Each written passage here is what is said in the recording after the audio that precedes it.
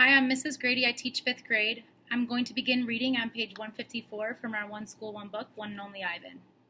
Poor Mac. Mac groans. He stumbles to his feet and howls off toward his office. Ruby watches him leave. I can't read his expression. Is she afraid, relieved, proud? When Mac is gone, George and Julia lead Ruby from the ring. It's okay, baby, it's okay, Julia says, stroking Ruby's head. They settle Ruby in her domain and make sure she has fresh water and food. Before long, Ruby's dozing. Dad, Ruby asks as George locks Ruby's iron door, do you think Mac would ever hurt Ruby? I don't think so, Jules, George says. At least I hope not. Maybe we could call someone. George scratches his chin. I wish I could help Ruby, but I wouldn't know how. I mean, who would I call? The elephant cops? Besides, George looks down, I need this job, Jules. We need this job.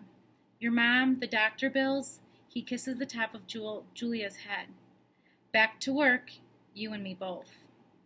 Julia sighs and reaches for her backpack. She removes a piece of paper, a bottle of water, and a small metal box. Homework first, George says, wagging a finger. Then you can paint. It's for our class, Julia explains.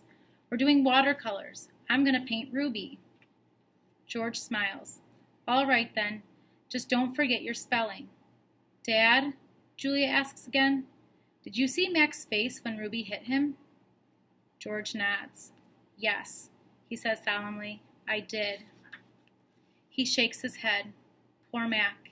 He turns away, and only then do I hear him laughing. Colors.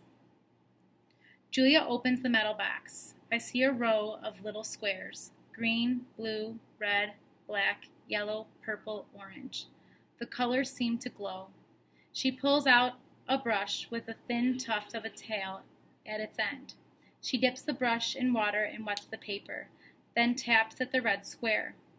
When the brush meets the damp paper, pink petals of color unfurl like morning flowers. I can't take my eyes off that magical brush. For a moment, I'm thinking about Ruby and Mac and the claw stick and Stella. Almost. Julia touches red again, then blue, and then there suddenly is the purple of a ripe grape. She touches the blue, and her paper turns to summer sky, black and white, and now I see that she is painting a picture of Ruby. I can make out her floppy ears, her thick legs. Julia stops painting. She takes a few steps back, hands on her hips, gazing at her work. She scowls. It's not right, she says. She glances over her shoulder at me. I try to look encouraging. Julia starts to crumple up the paper, then reconsiders.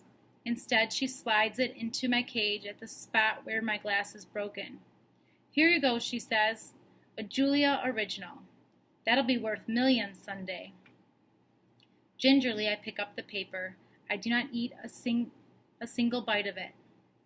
Oh, hey, I almost forgot. Julia runs to her backpack. She pulls out 3 plastic jars, one yellow, one blue, one red.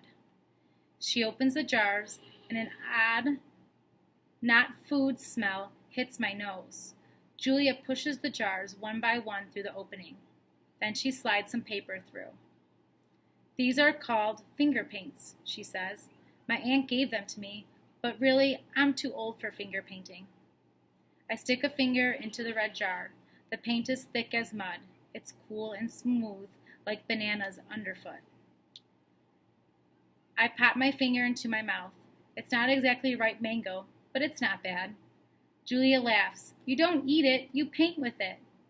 She grabs a piece of paper and presses my finger on it. See? Like this. I place my finger on a piece of paper. I lift it, and a red mark is there. I get a bigger glob from the pot and slap my hand down.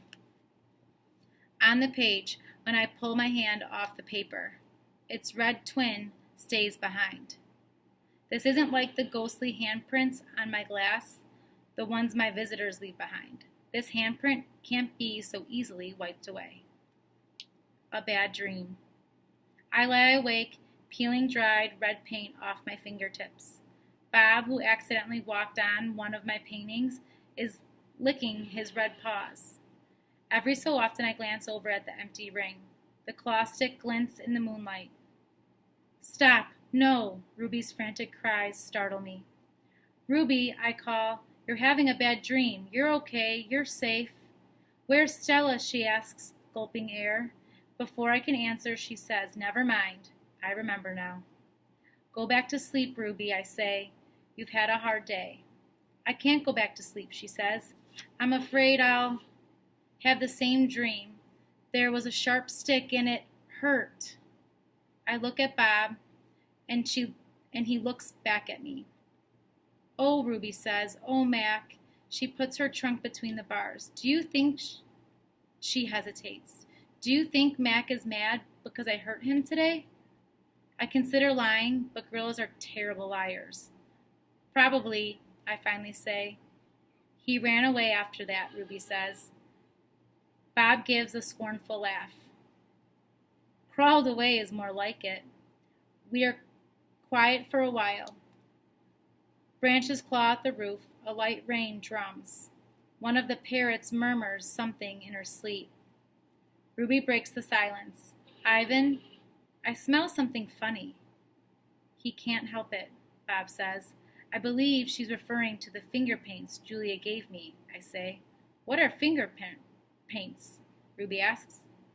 You make pictures with them, I explain. Could you make a picture of me? Maybe someday. I remember Julia's pictures, the one that will be worth $1 million. I hold it up to the glass. Look, it's you. Julia made it. It's hard to see, Ruby says. There's not much moonlight. Why do I have 2 trunks? I examine the picture.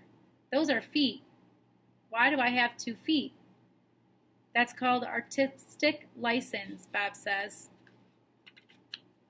Ruby sighs. Could you tell me another story, she asks. I don't think I can ever go back to sleep.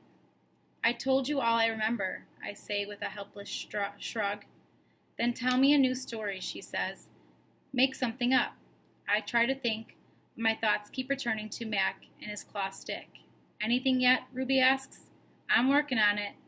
Ivan, Ruby presses. Bob said you are going to save me. I search for true words.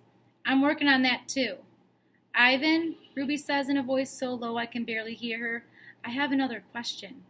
I can tell from the sound of her voice that this will be a question I don't want to answer.